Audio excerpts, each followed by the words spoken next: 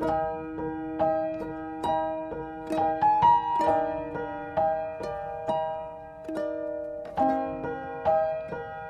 kita mulai doa terlebih dahulu. Bapa, kami serahkan khotbah hamba-Mu ini ke dalam tangan-Mu. Urapi bibir lidah hamba-Mu, berkati setiap yang mendengar firman ini menjadi kekuatan. Semua kemuliaan kembali kepadamu di dalam nama Tuhan Yesus yang percaya berkata amin. Shalom semuanya. Ya, terima kasih saya ucapkan pertama-tama buat semua yang sudah mendukung saya, ya, sehingga saya mendapat dua hal yang besar yang Tuhan sudah berikan. Yang pertama, anak saya yang besar sudah menikah, ya. Dan hari ini, di mana anak saya yang kecil juga sudah diwisuda di UC Berkeley. Itu semua bonus yang Tuhan berikan. Makanya kenapa hari ini saya berkhotbah tentang berdiri di atas goncangan rumah tangga. Karena senyatanya apa yang menjadi ketakutan saya itu semuanya tidak terjadi. Di mana ketika saya bertahan dengan keadaan yang sulit, ya, di situ bukan sesuatu yang membuat hidup rumah tangga saya, anak-anak, suami, dan saya hancur, tapi benar-benar Tuhan itu menyatakan kuasanya. Ya, kalau diingat dengan semua ini, saya dulu merenung Tuhan, apa yang saya tabur di dalam Tuhan di masa kesesakan saya itu tidak pernah berakhir sia-sia. Jujur, dulu saya kalau ke Berkeley pernah, itu 10 tahun yang lalu, saya pergi sama teman. Semua bilang gini, anaknya siapa ya yang bisa sekolah di Berkeley? Ini sekolah tidak mudah. Dalam hati saya ya, anaknya siapa gitu ya. Ternyata dari teman saya semua yang ngomong anaknya siapa itu anak saya yang masuk di Berkeley. Itu menunjukkan betapa Tuhan itu benar-benar yang saya pikir di 13 tahun yang lalu hidup saya jadi seperti apa, masa depan saya seperti apa, anak-anak seperti apa, dengan keadaan tidak bekerja seperti apa. Tapi apa yang saya takutkan semuanya tidak terjadi, justru malah hari-hari ini Tuhan itu menyatakan kuasanya. Ya, kalau kita tahu bahwa semua yang jatuh di tangan Tuhan, walaupun suami saya juga jatuh di dalam dosa, tapi jatuh di tangan Tuhan itu jatuhnya gimana saudara? Ketemu Yesus, ketemu Kristus, bukan jatuh untuk hancur, malah ketemu Tuhan Yesus dari orang yang benci. Anak-anak ketika jatuh hari itu rumah tangga saya jatuh ke tangan Tuhan, malah jadi baik. Ya, Tuhan siapkan jodoh, Tuhan bawa sekolah juga sekolah yang terbaik, bisa lulus juga dengan yang baik, bahkan bisa lulus summa cum laude dan sebagainya. Itu semua menunjukkan bagaimana ketika hari itu goncangan rumah tangga saya begitu besar, tapi Tuhan itu Tuhan yang dahsyat. Goncangan rumah tangga justru melihat banyak kebaikan Tuhan yang terjadi. Makanya saya kalau mengingat-ingat kebaikan Tuhan itu, saya sampai nggak bisa ngomong, sampai saya bilang, Tuhan terima kasih. Coba kalau dulu saya menyerah, pada waktu goncangan besar terjadi saya menyerah. Mungkin hari ini saya nggak melihat anak-anak yang dapat jodoh yang baik, sekolah bisa baik, mungkin saya nggak jadi hamba Tuhan, mungkin suami saya juga nggak jatuh ke tangan Tuhan, ketemu juru selamat. Itu sebabnya yuk siapapun yang hari-hari ini ngalami goncangan rumah tangga di akhir zaman ini, jangan pernah menyerah. Jangan pernah takut. Kenapa? Karena goncangan yang besar itu senyatanya Tuhan akan menyatakan kuasanya. Kita percaya bahwa kalau dulu saya merasa bahwa ketika saya bertahan, saya menggenapi firman di Amsal 14 ayat 1. Yuk kita baca terlebih dahulu. Amsal 14 ayat 1. Perempuan yang bijak itu akan mendirikan rumahnya, tetapi yang bodoh akan meruntuhkannya dengan tangannya sendiri. Jadi hari-hari ini jangan sok kuat, dengan tanganmu engkau mempertahankan rumah tanggamu. Dengan tanganmu sendiri, rumah tangga ini pasti hancur. Goncangan ini akan hancur. Tapi waktu kita melibatkan tangan Tuhan, maka percayalah rumah tangga kita pasti terbangun. Jadilah wanita bijak yang berdiri di atas goncangan rumah tangga ini tanpa hari ini, tanpa tangan Tuhan, maka kita akan hancur. Tapi jadilah wanita bijak yang berdiri membangun rumah tangganya dengan tangan Tuhan. Percayalah rumah tangga tidak akan hancur. Waktu Tuhan berbicara dalam hidup saya, Tuhan bilang gini, dulu orang kenal saya dan Pak Nyoto itu Romeo and Juliet. Di mana ada saya, ada Pak Nyoto. Orang bilang saya adalah istri yang beruntung. Istri yang benar-benar dicinta suami, itu istri yang beruntung, yang tidak pelit. Orang lihat saya sebagai Romeo and Juliet. Tapi dengan berjalannya waktu, ketika goncangan itu besar terjadi dalam rumah tangga saya, Tuhan bilang gini, kamu akan lihat, kalau dulu Romeo and Juliet di mata dunia, tapi bukan di mataku. Hari ini proses itu akan membawa engkau bukan Romeo and Juliet, tapi imam dan penolong yang sejati.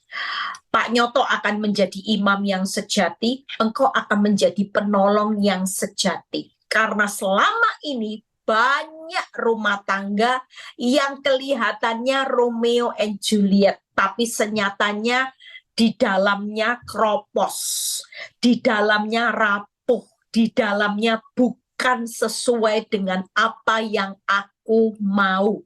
Semuanya hanya topeng dan pencitraan.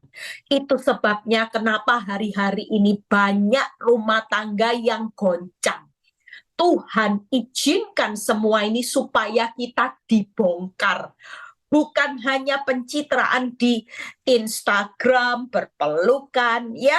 Tapi kita tahu bahwa semua ini akan mengubah kita di hadapan Tuhan menjadi pasangan imam sejati dan penolong yang sejati di hadapan Tuhan. Ya, kita percaya ada seorang ibu yang berkata gini, Bu Eli, boleh enggak saya ini sementara suami saya selingkuh, saya ini mau ketemu dengan TTM, ya, pacar lama saya.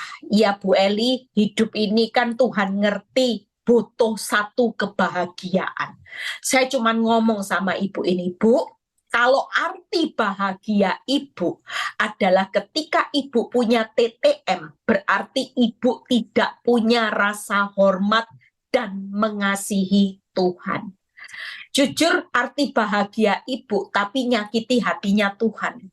Waktu ibu berhubungan dengan TTM dan menjalin hubungan, ibu mengerti arti bahagianya ibu justru membuat hati Tuhan hancur. Ibu tanpa ibu sadari, ibu sedang menyalibkan Kristus kembali. Ibu menyakiti hatinya yang sudah begitu berkorban buat ibu. Kalau menurut saya, arti bahagia saya, walaupun saya belum teletabis, kalau saya cuma mengejar arti bahagia ketika saya dipeluk seorang suami, tapi arti bahagia saya ketika saya mengenal Kristus adalah ketika saya menyelesaikan kehendaknya, ketika saya mau taat sama apa yang Tuhan mau. Dan jujur, hari-hari ini kalau saya merenung, saya banyak meneteskan air mata. Tadi ada seorang anak dan beberapa kali ketika saya buka direct message di Instagram, DM di Instagram, saya mendapati ada anak-anak, banyak anak-anak yang berkata, terima kasih Tante Eli buat firman-Nya sehingga Mama sekarang sudah move on.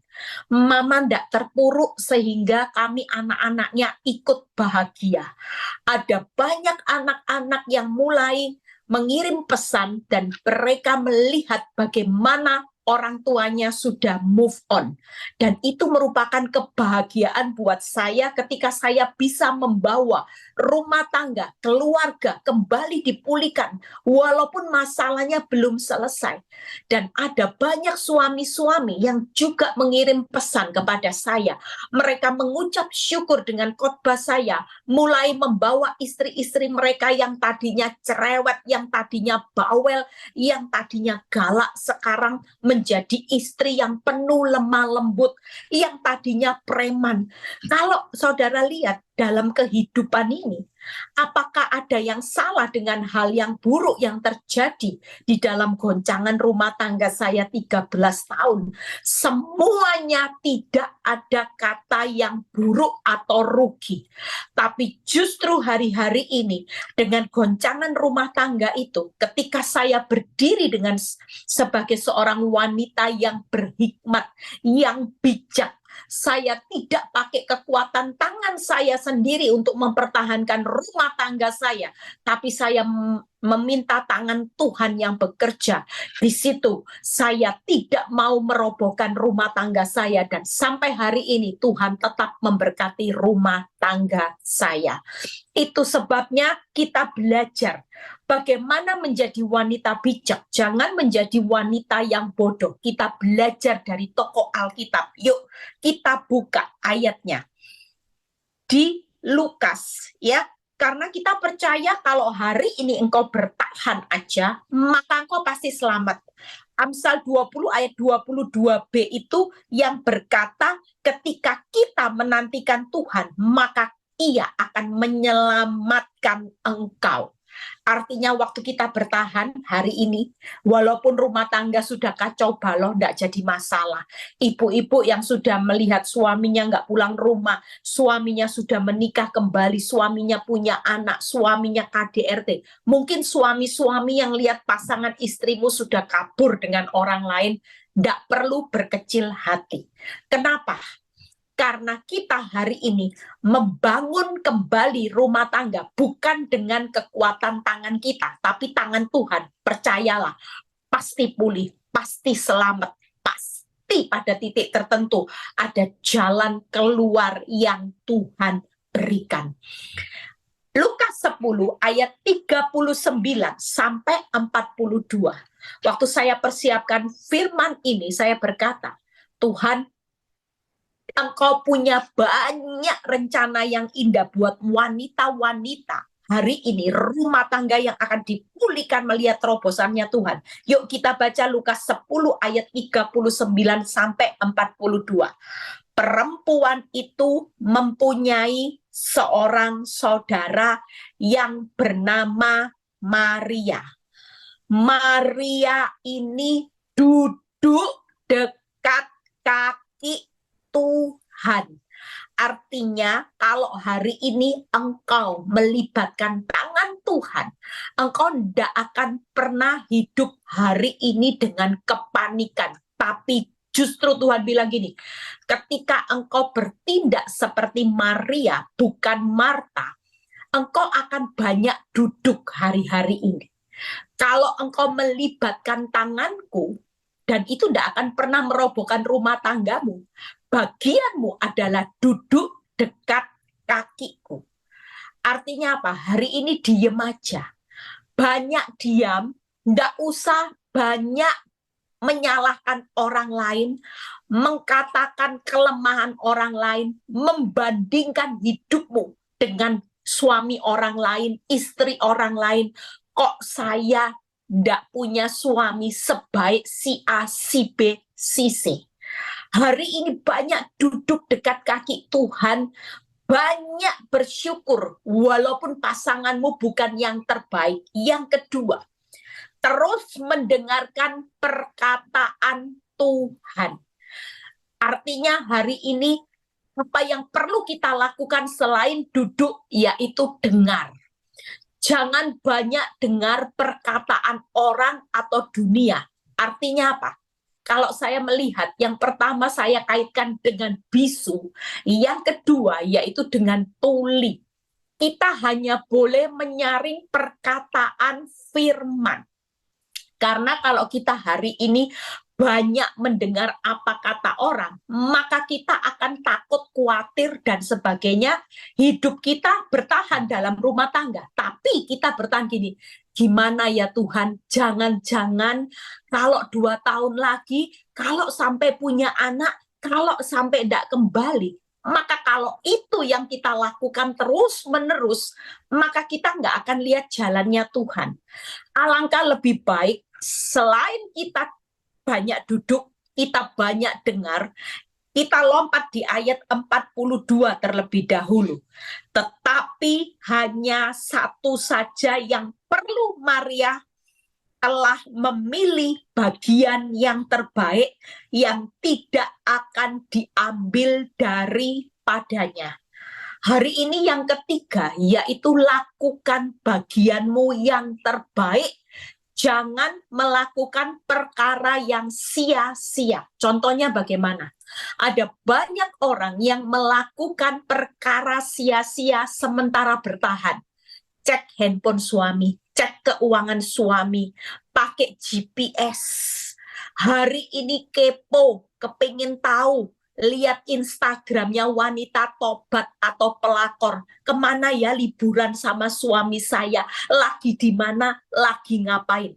Kita baca ayat di 40. Nah, ini yang tidak boleh kita lakukan. Jangan jadi anak Tuhan yang berdiri di atas rumah tangga dengan tipe Marta. Lihat tipe Marta 40. Sedang Marta sibuk sekali melayani, ia mendekati Yesus dan berkata, orang berbicara melayani itu sudah jadi orang benar, orang yang tahu firman, tapi Tuhan berkata, lihat ya, Tuhan, tidaklah engkau peduli bahwa saudaraku membiarkan aku melayani seorang diri, suruhlah dia membantu aku. Kelemahan Marta yang pertama, yaitu dia seringkali bukan duduk diam di kaki Tuhan, tapi banyak mengamati kelemahan, kesalahan orang lain. Mengamati pasanganmu, Tuhan, dia yang salah. Dia yang berdosa. Gara-gara dia, aku ini menderita. Marta melayani Tuhan, tapi Marta banyak melihat kelemahan orang lain, dan dia hari itu Tuhan mengatakan apa? Marta, lihat ya berikutnya.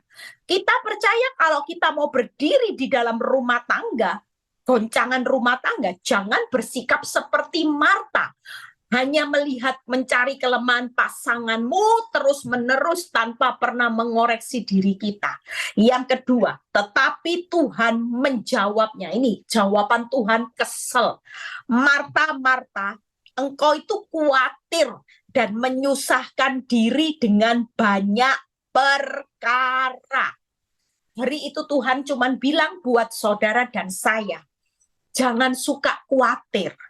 Jangan suka menyusahkan banyak perkara, melakukan perkara yang sia-sia, sehingga engkau menyusahkan diri dengan banyak perkara. Apa yang dilakukan Marta hari-hari ini, kita mau belajar koreksi. Kalau kita masih melihat kesalahan orang lain dan kita hari ini hidup dalam takut, khawatir, takut ini, takut suami kawin lagi, takut suami punya anak banyak, takut harta, takut semua, maka kita perlu membuang semua ini dan jangan melakukan perkara sia-sia. Seringkali kita ini menyusahkan diri sendiri dengan melakukan banyak perkara sia-sia. Itu tadi, cek handphone, cek rekening suami, cek Instagramnya pelakor, wanita tobat, GPS, dan sebagainya. Itu melakukan perkara sia-sia, terutama kalau labrak pelakor. Ada banyak rumah tangga yang segera dicerai hari itu ketika ibu ini melabrak pelakor dan suaminya di suatu tempat. Waktu suaminya sudah dipermalukan, tidak ada kata maaf. Bahkan ada satu ibu yang konseling sama saya sampai hari ini, ya, karena kesalahan dia yaitu memberikan obat tidur sama suaminya. Akibatnya langsung dituntut cerai dengan alasan karena kamu berusaha untuk mencelakai hidup saya. Ada banyak hari ini perkara yang menyusahkan kita ketika kita melakukan perkara sia-sia. Makanya Tuhan berkata, tetapi hanya satu saja yang perlu, Maria telah memilih bagian yang terbaik yang tidak akan diambil daripadanya, yaitu 3 hal. Maria melakukan apa? Yang pertama, duduk. Saya bisa gambarin itu bisu Maria, ya. Yang kedua, yaitu ketika dia bisu, dia tidak banyak membicarakan banyak kelemahan orang lain, ya. Dia tidak bandingkan hidupnya dengan orang lain atau pasangannya. Yang kedua, yaitu dengar apa kata Tuhan. Bukan hari ini dengar apa kata dunia, itu dengar. Yang ketiga, lakukan bagian kita yang terbaik. Ya, jadi tidak usah banyak lihat kenyataan. Yang penting hari ini lakukan bagianmu. Apa yang bisa kita lakukan untuk mempertahankan rumah tangga, yaitu lakukan jangan dengan perkara sia-sia. Cek handphone suami bukan bertahan untuk rumah tangga kita menjadi baik. Hari ini engkau menghakimi suamimu bukan cara untuk membuat rumah tanggamu bertahan dengan baik.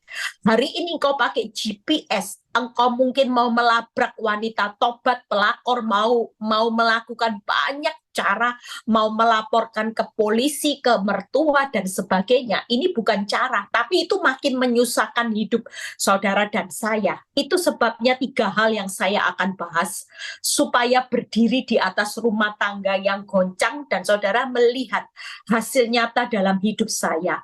Tidak ada yang namanya kegoncangan itu ditutup dengan hancur terpuruk, tapi justru akan melihat kemuliaan Tuhan. Yuk kita lihat yang duduk. Nah, bagaimana duduk? Saudara percaya dengan duduk aja, saudara ndak usah banyak lihat, ndak usah banyak mengatakan yang buruk tentang pasanganmu, lihat kelemahan dia. Sudah, kalaupun saudara benar, pasanganmu yang tega, yang salah, saudara ndak usah menghakimi, ndak usah bilang Tuhan dia itu yang salah, kenapa Tuhan hukum saya. Percayalah hari ini semua yang terjadi, apakah Tuhan tidak lihat hidupmu yang terpuruk, hidupmu yang disakiti bertahun-tahun, Tuhan tahu. Kalau itu sampai diizinkan, percayalah, Roma 8 ayat 18 itu pasti terjadi. Di balik penderitaanmu ada kemuliaan. Duduk saja saat penderitaan datang bertubi-tubi. Suami didoakan makin galak, suami didoakan makin pelit, suami didoakan makin tidak pulang rumah. Duduk. Ketika engkau duduk, penderitaanmu itu akan berubah menjadi kemuliaan. Roma 8 ayat 37, ketika kita duduk, maka penderitaanmu itu pasti berubah. Kekalahanmu yang sekarang terlihat engkau diinjak-injak akan keluar lebih dari pemenang. Duduk saja, ini ayat yang bagus sekali. Kolose 3 ayat 24, sebelum saya bahas poinnya. Kolose 3 ayat 24, kamu tahu bahwa dari Tuhanlah kamu akan menerima bagian yang ditentukan bagimu sebagai upah. Kristus adalah Tuhan dan kamu hambanya. Waktu kita duduk saja dan kita mentuhankan Tuhan kita sebagai hamba, maka kita dapat upah. Duduk aja lihat kemuliaan, duduk aja keluar lebih dari pemenang, duduk saja lihat upah. Kenapa? Orang yang duduk itu selalu menganggap Tuhan itu sebagai Tuhan, kita sebagai hambanya. Sudah didoakan makin galak suami, istri, makin tidak pulang rumah. ya suka-sukamu Tuhan, kita seringkali memposisikan kita sebagai tuan. Tuhan disposisikan sebagai hamba. Tuhan, kita perintah Tuhan, Tuhan, kalau suamiku tidak balik, aku akan cerai Tuhan. Aku sudah tidak sabar. Kalau dia tidak pulang hari ini, aku akan blok WhatsApp-nya Tuhan. Kalau Tuhan tidak bawa pulang suamiku hari ini, aku sudah tidak mau pelayanan lagi, aku berhenti. Kita hari ini jangan memposisikan posisi kita sebagai Tuhan dan Tuhan sebagai hamba kita. Tapi izinkan hari ini kita duduk karena kita mau memposisikan Tuhan sebagai Tuhan, Tuhan, dan kita sebagai hamba yang duduk. Hamba itu duduk. Apapun yang terjadi, penderitaan makin bercucuran air mata, selalu Tuhan berkata, duduk aja nak. Jangan melakukan apapun keluar dari prosesku, sehingga engkau tidak lihat kemuliaanku, engkau tidak lihat lebih dari pemenang, dan engkau tidak akan menikmati upahku. Apa yang akan dilakukan dengan duduk? 3 hal. Kita buka yang pertama, Efesus 6 ayat 8. Efesus 6 ayat 8. Hari ini banyak buka firman, supaya ini menjadi fondasi, di mana di akhir zaman senyatanya goncangan rumah tangga yang begitu banyak itu hanya untuk membongkar semua kepalsuanmu, semua apa yang buruk, supaya kita menikmati berkatnya yang dari Tuhan sampai keturunanmu. Seperti apa yang saya nikmati hari-hari ini. Saya bisa melihat tuntunan Tuhan lewat hidup saya, lewat hidup suami saya. Jatuh ke tangan Tuhan itu jauh lebih baik daripada saudara menggunakan kekuatanmu sendiri membangun rumah tangga yang hari ini roboh, yang hari ini goncang. Yang pertama, Efesus 6 ayat 8. Kamu tahu bahwa setiap orang, baik hamba maupun orang merdeka, kalau ia telah berbuat sesuatu yang baik, ia akan menerima balasannya dari Tuhan. Hari ini duduk, tapi lakukan yang baik. Jangan duduk juahat, tetap galak, tidak bisa. Kalau sudah duduk, maka lakukan yang baik, balasannya dari Tuhan.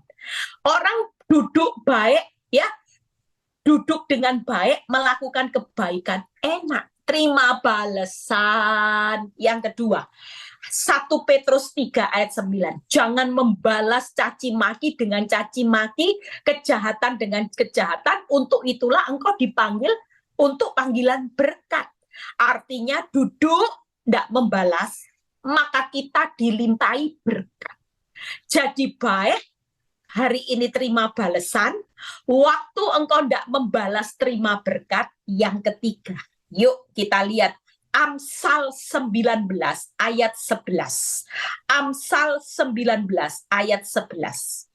Bagaimana akal budi membuat seorang panjang sabar, dan orang dipuji karena memaafkan pelanggaran. Yang ketiga, duduknya dengan memaafkan pelanggaran. Jangan sakit hati, jangan membalas. Waktu kita duduk dengan memaafkan pelanggaran, kita menikmati siapa? Pujiannya Tuhan, jempolnya Tuhan. Hari ini jangan merasa keset, jangan merasa bodoh kalau memaafkan pelanggaran pasanganmu yang error, berkali-kali diampuni, tetap menyakiti. Rugi Bu Eli jadi keset. Nggak ada kata rugi. Karena firman Tuhan jelas berkata, memaafkan pelanggaran itu orang itu dipuji karena memaafkan pelanggaran. Jadi 3 hal. Kalau kita hari ini mau duduk dekat kaki Tuhan seperti Maria yang menyenangkan hati Tuhan, jangan seperti Marta yang banyak melihat kelemahan, kekurangan orang. Pasanganmu memang lemah, memang lagi error, jelas Orang error, orang mabuk banyak kelemahan kekurangannya. Nggak usah dilihat, nggak usah diperkatakan terus. Ketemu orang ngomongnya brengsek suamiku, nggak usah diperkatakan. Memang suami bojai, suami memang tabiatnya nggak bisa dirubah. Mulai hari ini duduk, yaitu dengan apa? Banyak duduk dengan berbuat baik. Jangan membalas, memaafkan pelanggaran. Duduk aja, lihat kemuliaan, lihat upah, lihat kemenangan, lihat berkat, lihat pujian.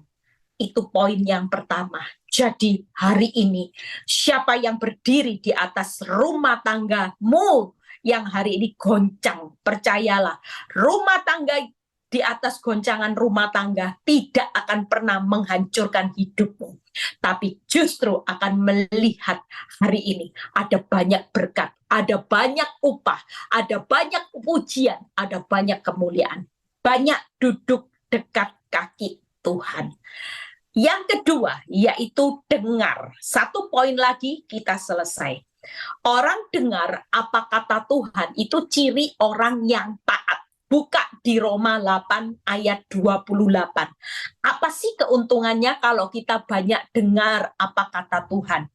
Kita tahu sekarang bahwa Allah turut bekerja dalam segala sesuatu untuk mendatangkan kebaikan bagi mereka yang mengasihi Dia. Hari ini kalau satu bentuk, jujur kalau kita mengasihi Tuhan, kita tidak akan ketemu sama yang namanya TTM. Kita tidak akan merasa bahwa selingkuh itu indah, selingan indah, keluarga utuh, katanya itu singkatannya. Itu salah, saudara. Ya, kita percaya bahwa selingkuh itu bukan selingan yang indah. Karena ketika Tuhan membenci perceraian, Tuhan membenci perselingkuhan, perjinahan, jangan pernah lakukan yang namanya TTM dengan suami orang, pacar lamamu, walaupun pacar lamamu masih single. Apapun itu jangan pernah dilakukan. Ketika kita dengar taat, maka Tuhan pasti bekerja dalam goncangan rumah tangga kita, mendatangkan kebaikan.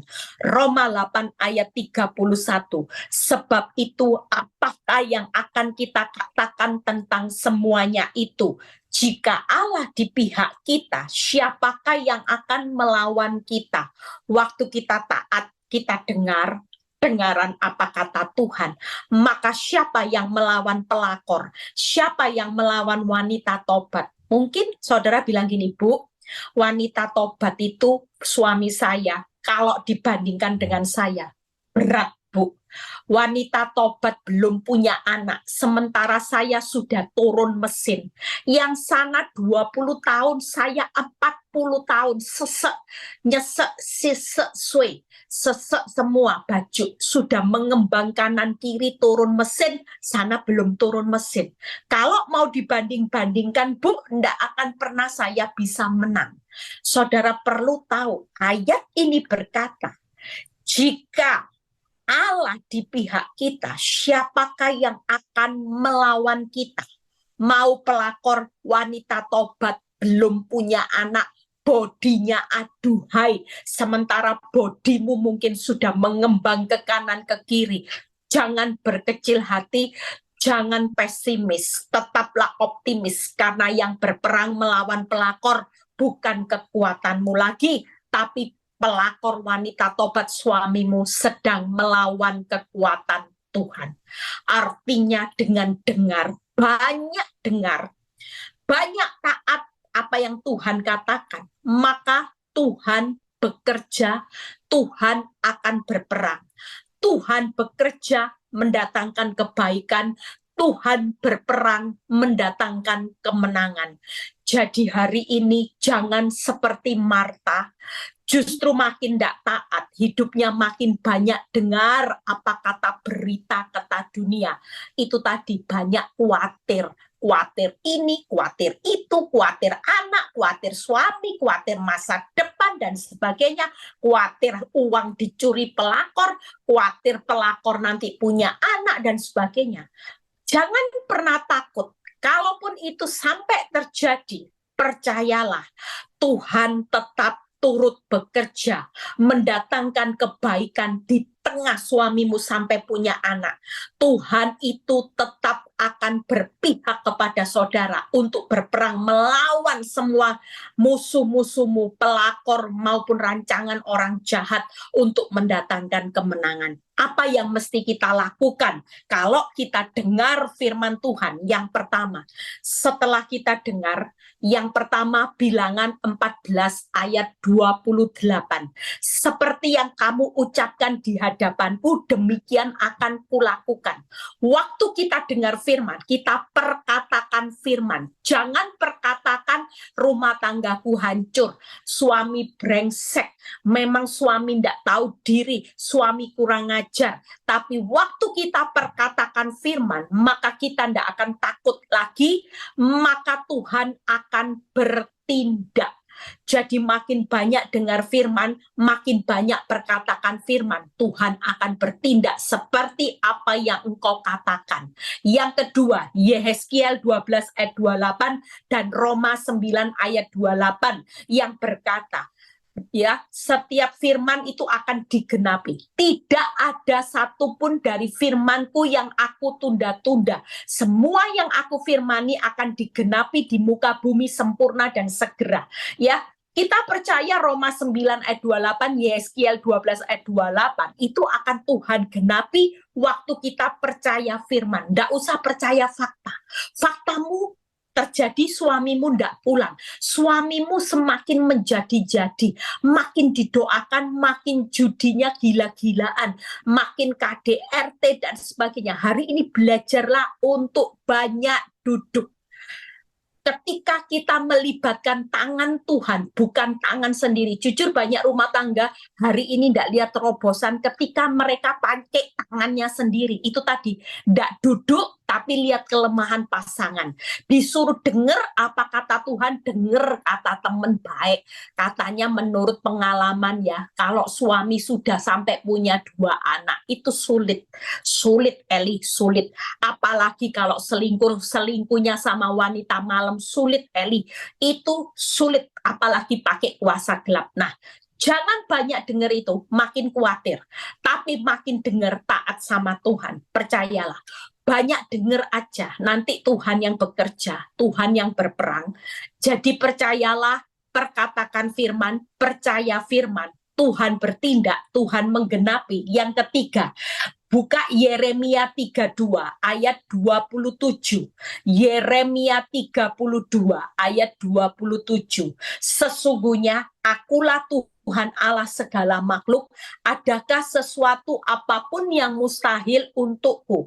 Percayalah. Yang ketiga, andalkan firman. Kalau firman ini diandalkan, maka Tuhan akan membuat mujizat. Jangan anggap remeh. Percayalah, waktu kita mengandalkan firman, maka Tuhan membuat mujizat. Jadi perkatakan firman, percaya firman, andalkan firman. Itu kalau banyak dengar. Banyak dengar apa kata Tuhan. Yang terakhir, enak ya. Yang tadi yang pertama apa saudara? Dengan banyak duduk berbuat baik ya. Jangan membalas, maafkan pelanggaran. Yang kedua, banyak dengar, taat, perkatakan firman, percaya firman, andalkan firman. Dengan duduk saja kita akan lihat kemuliaan, kita akan lihat kemenangan, lihat upah. Kolose 3 ayat 24, mentuhankan Tuhan. Dengan banyak dengar, maka kita akan melihat Tuhan bekerja mendatangkan kebaikan, Tuhan berperang mendatangkan kemenangan, di mana Tuhan menggenapi dan Tuhan akan melakukan mujizat. Itu pada prinsipnya. Yang terakhir, lakukan bagian kita. Jangan banyak melakukan perkara yang sia-sia, yang akan menyusahkan hidupmu. Tapi lakukan seperti Maria, mengambil bagian yang terbaik. Mazmur 108 ayat 14. Dengan Allah akan kita lakukan perbuatan yang gagah perkasa. Waktu kita melibatkan tangan Tuhan, pasti ada perbuatan yang gagah perkasa, sebab Tuhan sendiri akan menginjak-injak para lawan kita. Tuhan tidak butuh kekuatanmu, tapi Dia sendiri yang akan menginjak-injak. Makanya waktu kita melakukan bagian kita, maka Tuhan melakukan bagiannya. Dia sendiri akan menginjak-injak musuh-musuhmu. Enak ya, waktu kita lakukan bagian terbaik, bayangin kalau musuh diinjak-injak sama kakinya Tuhan. Nggak ada yang namanya ikut Tuhan itu kalah, buntung, gagal. Nggak ada, saudara.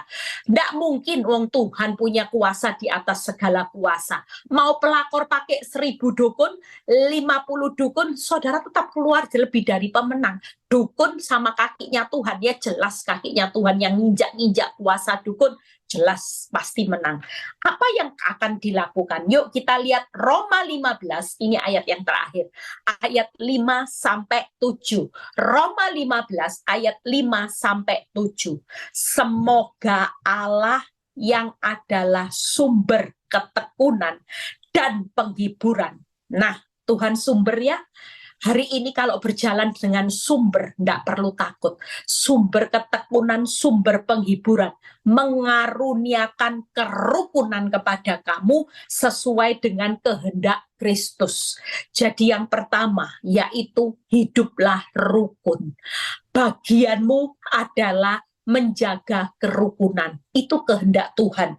Yang kedua, sehingga dengan satu hati, satu suara, kamu memuliakan Allah Bapa Tuhan Yesus Kristus. Satu hati, saudara. Saya dengan Pak Nyoto, walaupun Pak Nyoto selingkuh, saya selalu menjaga hati saya buat Pak Nyoto. Saya tidak mau hari demi hari sakit hati. Saya selalu menjaga satu hati, sepakat. Satu suara, sepakat. Kalau dia marah, saya yang merendahkan diri untuk berkata maaf. Karena saya tahu perbuatan saya itu memuliakan Tuhan. Waktu saya satu hati, satu suara dengan sepakat dalam hidup rumah tangga saya, di situ hidup rumah tangga saya memuliakan Tuhan. Waktu saya menjaga kerukunan, saya sedang melakukan kehendak Kristus. Yang berikutnya, sebab itu terimalah satu akan yang lain, sama seperti Kristus telah menerima kita untuk kemuliaan Allah. Hari ini sebagai bentuk rasa terima kasih kita, karena kita juga sudah diterima oleh Tuhan apa adanya, maka kita juga menerima pasangan apa adanya. Jangan banyak menuntut ya, jangan ada apanya. Karena waktu kita melakukan ini semuanya untuk membalas kebaikan Tuhan yang bisa menerima kita apa adanya. Apa yang akan kita lakukan bagian yang terbaik, yaitu kerukunan, satu hati, satu suara, sepakat. Yang ketiga, menerima pasangan apa adanya, bukan ada apanya. Kehendak Kristus memuliakan Tuhan, dan kita membalas kebaikan Tuhan yang juga terima kita apa adanya. Percayalah kenapa hari ini saya bisa ada di titik ini. Karena apa yang saya khotbahkan ini semua yang saya praktekkan selama ini. Tanpa saya sadari, tahun demi tahun, benih demi benih yang saya tabur, hari ini saya melihat ada harga yang harus saya bayar, ada kualitas. Percayalah, nanti jangan bandingkan suaminya itu ndak parah Bu Eli, ndak punya anak, suaminya ndak KDRT, suaminya ndak judi, tapi suami saya paketnya lengkap, ndak usah bandingkan. Percayalah, ada harga yang kau bayar dengan begitu rasa sakit, maka kualitas pertobatan suamimu itu ndak main-main. Kualitas pertobatan suamimu nanti bukan biasa-biasa, tapi luar biasa. Jangan pernah hitung-hitungan. Kalau kita berani bayar harga, ada kualitas pertobatan beda. Orang yang bayar harga biasa-biasa, kualitas pertobatan suaminya juga biasa-biasa. Saya hari ini cuman percaya suatu kali imam yang sejati itu pasti berdiri dan dia akan menjadi saksi Kristus. Kekudusan Eli itu akan menguduskan Nyoto. Apa yang saya tabur dengan hidup hari ini seperti Maria berdiri di atas goncangan rumah tangga yang tergoncang. Itu tidak pernah sia-sia ketika saya banyak duduk hari ini. Banyak dengar apa kata Tuhan, melakukan bagian saya yang terbaik. Di situ saya melihat bagaimana pertolongan Tuhan selama ini. Apa yang saya tabur tidak pernah sia-sia. Kalau saudara lihat hasilnya saya hari ini, karena apa yang sudah saya tabur selama ini, saya menikmati berkat-berkatnya Tuhan. Upah terima, berkat terima, kemuliaan terima, kehendak Kristus saya jalankan, kemuliaan Kristus saya pertahankan. Hari ini percayalah, apa yang baik buat Tuhan, buat hidup saya, terima saya apa adanya, saya membalasnya. Hari ini banyak perkatakan firman, hari ini percaya firman, jangan percaya fakta. Hari ini percayalah dengan banyak perkataan, percaya, andalkan firman. Saudara akan melihat ketika taat dengar, maka Tuhan bekerja, Tuhan berperang untuk memberikan kemenangan, dan Tuhan akan bertindak untuk membuat mujizat. Ada mujizat yang akan Tuhan kerjakan. Yuk, quote yang terakhir kita baca. Saya sudah selesai. Harapan saya dengan 3 ini, kita menjadi wanita bijak. Jadilah wanita bijak yang membangun rumah tangganya kembali, bukan dengan tangannya sendiri. Seperti Amsal 14 ayat 1, itu akan roboh. Tapi kalau membangun dengan tangan Tuhan, maka engkau harus bersikap seperti Maria. Duduk, dengar, lakukan bagianmu yang terbaik, bukan perkara sia-sia. Jangan seperti Marta yang banyak mengatakan, melihat kelemahan, kekurangan orang lain, pasanganmu. Jangan banyak khawatir. Hari ini yang ketiga, yaitu apa tadi Marta? Jangan lagi untuk Marta menyusahkan diri dengan banyak perkara yang sia-sia. Tuhan Yesus memberkati, tetap semangat membangun rumah tangga. Kita sama-sama praktek. Di masa sukar, goncangan rumah tangga banyak terjadi, tapi justru di balik goncangan, Tuhan melihat bagaimana waktunya Dia memberikan upah berkat, dan rumah tanggamu pasti terbangun kembali, di mana kita akan menjadi imam sejati, penolong yang sejati. Tuhan Yesus memberkati. Bapa, terima kasih hamba-Mu sudah selesai menyampaikan kebenaran firman-Mu. Kami percaya bahwa kekuatan Tuhan pasti, tangan Tuhan lagi menopang banyak rumah tangga yang tergoncang hari-hari ini akan bangun kembali, bukan kekuatan tangan kami. Biar setiap pergumulan kami hari ini Engkau sudah memberikan jalan keluar. Tuhan berkati bangsa negara kami, berkati semuanya. Kalau sebentar kami mau berpisah satu dengan yang lain, kami menerima berkat Abraham, Ishak, Yakub, damai sejahtera Allah Bapa, Putra dan Roh Kudus menyertai saudara dan saya mulai saat ini sampai Maranatha Tuhan Yesus datang kedua kali. Yang diberkati berkata amin. God bless semuanya. Jangan lupa retreat 25-27 ketemu dengan saya ya, karena banyak ibu-ibu yang berkata gini, Bu Eli jangan libur lama-lama, saya butuh vitamin E. Saya bingung, vitamin E, vitamin apa ya? Vitamin Eli Kurniawati. Nanti 3 hari ya ketemu saya. Yang mungkin masih ada kesempatan untuk mau daftar, ini kuotanya tinggal sangat terbatas ya. Sementara kita hari ini bisa terima nanti, setelah nanti pukul 3 sore ada pengumuman, ada kuota kamar, maka saudara bisa segera mendaftar. Tuhan Yesus memberkati.